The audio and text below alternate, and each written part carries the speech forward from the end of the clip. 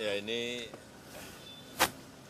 sebetulnya masalah ringan, ya, urusan apa tujuan ijazah palsu.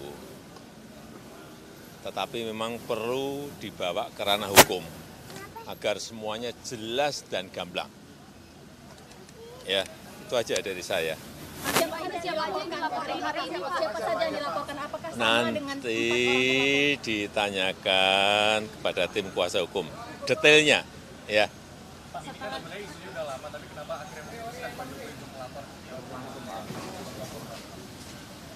Ya dulu kan masih menjabat.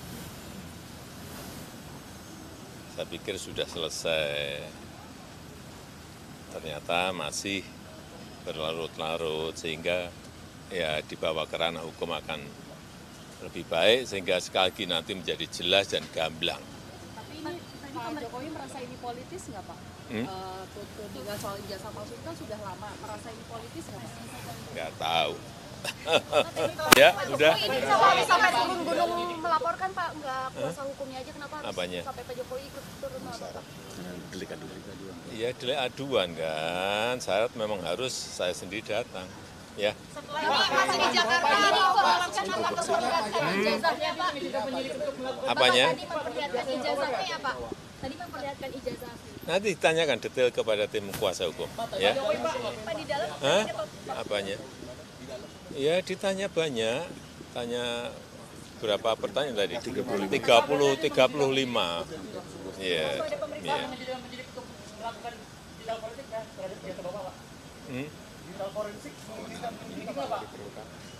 Kalau diperlukan, ya silahkan. Yang jelas sudah kita bawa ke ranah hukum.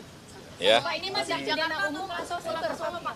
Ini dilaporkan tindak pidana umum atau? Sekarang masih di Jakarta.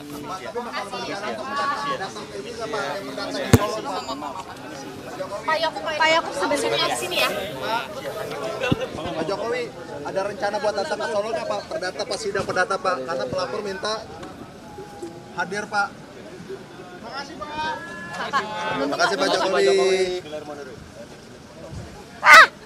Hati-hati ya. Awas, tuh Bapak tuh. Tadi keterangan yang diberikan oleh Presiden ke-7 Republik Indonesia Joko Widodo terkait dengan pelaporan yang dilakukan pada siang hari ini ke Polda Metro Jaya.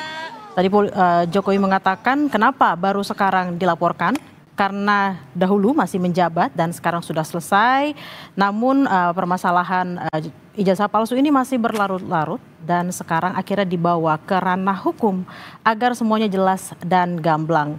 Tadi dijelaskan ada 35 pertanyaan yang diberikan oleh penyidik dan Jokowi mengatakan Satu langkah. Ini. Bang maju lagi. Di bawah dulu.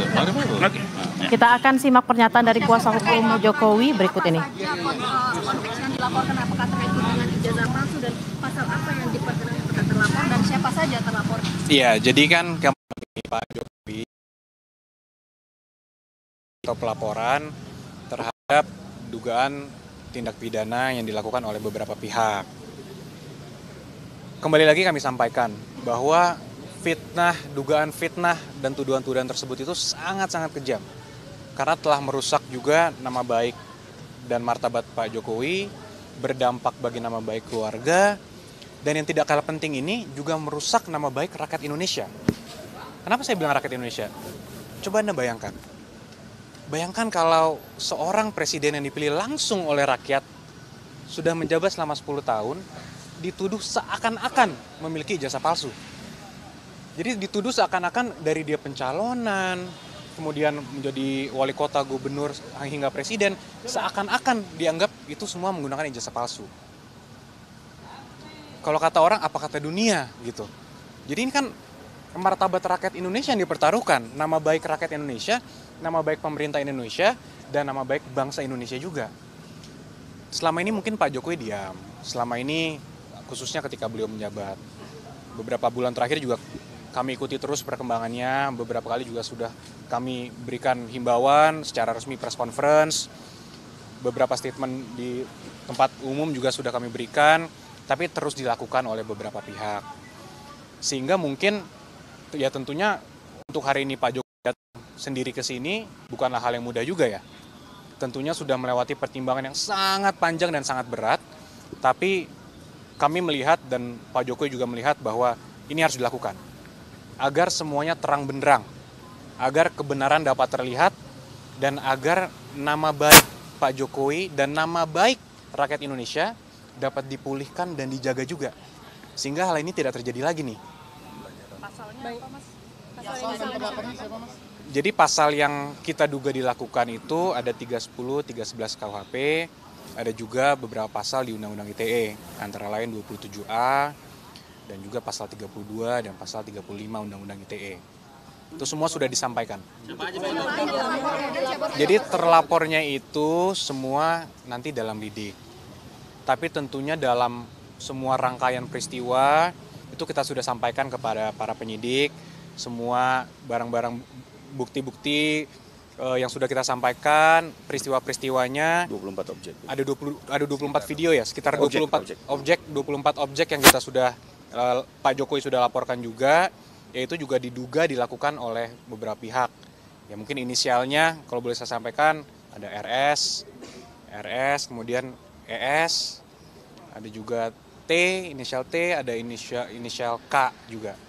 Nah, tapi kami tentunya sudah menyerahkan ini kepada para penyidik, dan penyelidik mungkin masih sekarang tahapannya, sehingga kami hormati dan kami akan menyerahkannya kepada pihak polisian yang untuk menjelaskan lebih lanjut mengenai pokok perkaranya. Tadi ada ijazah yang diserahkan ke penyidik. Iya, jadi tadi Pak Jokowi sudah memperlihatkan secara clear ijazah SD, SMP, SMA, hingga ijazah kuliahnya UGM. Semua sudah diperlihatkan kepada para penyelidik. Dan Pak Jokowi juga tegas memberitahukan kepada kami bahwa jika nanti diperlukan lagi, siap untuk mempertanggungjawabkan dan siap untuk memberikan keterangan lebih lanjut lagi jika memang diperlukan untuk keperluan penyidikan. Bang Yakub, tadi katanya Pak Jokowi 35 pertanyaan pada saat pemeriksaan. Seperti apa sih Bang tadi di dalam pemeriksaan terkait apa saja? Banyak ya, tentunya dari pertanyaan pendahuluan, kemudian sejarah-sejarah Pak Jokowi juga ditanyakan, bagaimana dulu pada saat kuliah, kegiatan-kegiatannya apa saja, hingga tentunya yang paling terkhusus, paling banyak mungkin mengenai peristiwa-peristiwa dugaan tindak pidana yang dilakukan. Nah itu mungkin nanti kembali lagi karena itu sudah masuk pokok perkara, kami menghormati proses penyidikan sehingga kami menyerahkan kepada pihak penyidik nanti yang menjelaskan pada saat waktunya yang tepat lah. Mas itu menurut mereka kan katanya pembuktian menurut terlapor pembuktian ijazah palsunya Pak Jokowi itu berdasarkan prosedur metode ilmiah, tanggapan dari kuasa hukum gimana? Itu lagi semua kan agar penyidik nanti yang menilai. Pak Jokowi sebagai pelapor tentunya hanya mengadukan suatu peristiwa yang dianggap Pak Jokowi telah mencemarkan nama baik beliau. Nanti agar aparat penegak hukum yang menilai. Kalaupun ini nanti sampai ke persidangan, biar majelis hakim yang menilai. Agar semuanya clear. Karena kalau hal ini tidak akan selesai tentunya kalau kita hanya bilang versi saya begini, versi mereka begini, yang mereka analisa juga begini. Nah itu kan juga jadi debat kusir. Kalau kita sudah serahkan ini kepada hukum, kepada jalur yang sudah benar, kami harap juga, dan Pak Jokowi juga harap ini semua menjadi terang benderang, semuanya clear. Kalau dari sidang perdata itu kan ada permintaan juga supaya Pak Jokowi hadir. Nah itu akan segera kembali ke Solo untuk ikut perdata itu atau tetap di Jakarta dulu?